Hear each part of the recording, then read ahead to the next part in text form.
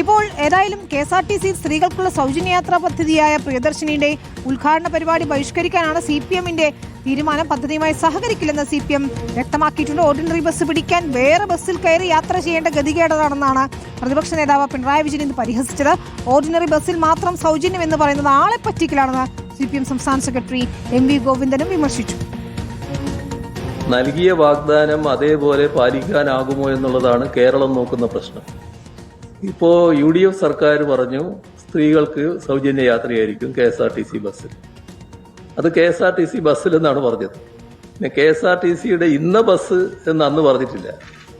ഇപ്പോ ഫലത്തിൽ കേരളത്തിലെ പല പ്രദേശങ്ങളിലും അവിടെയുള്ള സ്ത്രീകൾക്ക് വേറെ വാഹനം പിടിച്ചു പോയി മറ്റ് പ്രദേശങ്ങളിൽ പോയി കയറേണ്ടതായിട്ട് വരും സൗജന്യ യാത്ര വേണമെങ്കിൽ. കാരണം അവിടെ ഈ പറയുന്ന ബസ്സില്ല.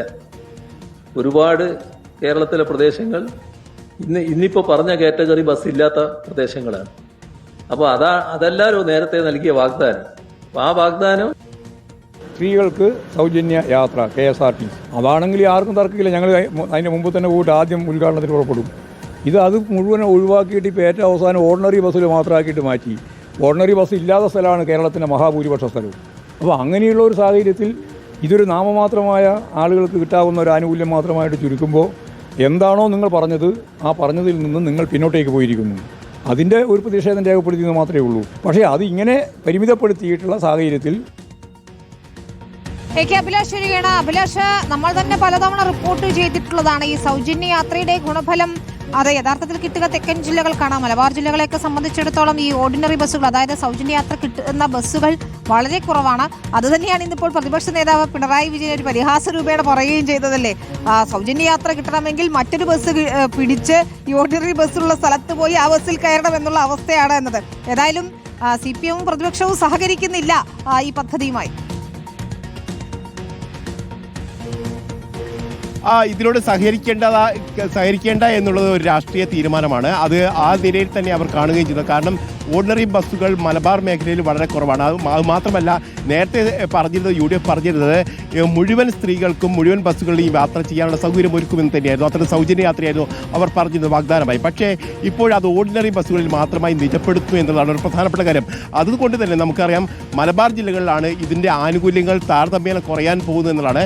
കേരളത്തിൻ്റെ ഏറ്റവും കൂടുതൽ ജനങ്ങളുള്ള ജില്ല എന്ന് പറയുന്നത് മലപ്പുറമാണ്. പക്ഷേ ആ മലപ്പുറത്ത് ഉള്ളത് ഓർഡിനറി ബസ്സുകളുടെ എണ്ണം എന്ന് പറയുന്നത് 98 മാത്രമാണ്.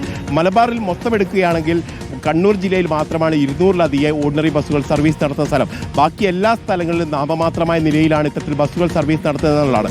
അതായത് കൂടുതൽ ആളുകൾ ജീവിക്കുന്ന സ്ഥലമായിട്ട് കൂടി അവിടെയുള്ള ആളുകൾക്ക് ഇതിൻ്റെ പൂർണ്ണമായുള്ള ആനുകൂല്യങ്ങൾ ലഭിക്കുന്നില്ല എന്നുള്ളത് ഒരു വിരോധാഭാസമായി തന്നെ നിൽക്കുന്നു. അതിനൊരു പരിഹാരം ഇതുവരെ കണ്ടെത്താൻ കഴിഞ്ഞിട്ടില്ല. അതായത് ഓർഡിനറി ബസ്സുകളിൽ നിന്ന് അല്ലെങ്കിൽ കൂടുതൽ ബസ്സുകൾ ഇവിടെ അനുവദിക്കുന്നതിനുള്ള ഒരു നീക്കം പോലും സർക്കാരിൻ്റെ ഭാഗത്ത് ഉണ്ടായിട്ടില്ല എന്നുള്ളതാണ് ഏറ്റവും വിമർശനപരമായി കാണേണ്ട ഒരു കാര്യം. ഏതായാലും ഇത് തന്നെ മുന്നിൽ നിർത്തിക്കൊണ്ട് തന്നെ ചൂണ്ടിക്കാണിച്ചുകൊണ്ട് തന്നെ ഇതിനെ എതിർക്കാനുള്ള ഒരു തീരുമാനമാണ് ഇപ്പോൾ LDF-ന്റെ ഭാഗത്ത് നടക്കുന്നത്. അതുകൊണ്ട് തന്നെയാണ് ബഹിഷ്കരണം അടക്കമുള്ള കാര്യങ്ങൾ അവർ മുന്നോട്ട് വെക്കുകയും ചെയ്തത്. വിനിത, ശരി, അഭിലാഷാണ് വിശദാംശങ്ങൾ നൽകിയത്. അപ്പോഴും ആ അന്തരം അവിടെ തന്നെയുണ്ട്. സർക്കാരിന്റെ ശ്രദ്ധയിൽ നമ്മൾ ഉൾപ്പെടെ ഈ വിഷയം പെടുത്തിയതുമാണ്. മലബാറിൽ ഈ ഓർഡിനറി ബസ്സുകളുടെ എണ്ണം വളരെ കുറവാണ്. അതുകൊണ്ട് തന്നെ ഈ സൗജന്യ യാത്രയുടെ ഗുണം ലഭിക്കണമെങ്കിൽ അവിടേക്ക് കൂടുതൽ ബസ്സുകൾ അലോക്കേറ്റ് ചെയ്യേണ്ടി വരും. അക്കാര്യം പരിശോധിക്കുമെന്ന് ഗതാഗത മന്ത്രി തന്നെ വ്യക്തമാക്കുകയും ചെയ്തിട്ടുള്ളതാണ്. ഏതായാലും നാളെ നല്ല രീതിയിൽ പരിപാടി തുടങ്ങട്ടെ. അതിനുശേഷം ഈ പോരായ്മകളൊക്കെ പരിഹരിച്ച് മുന്നോട്ട് പോകാൻ ഗതാഗത വകുപ്പിനും സർക്കാരിനും കഴിയട്ടെ. അഭിലാഷ് വിശദാംശങ്ങൾ നൽകിയിരുന്നു.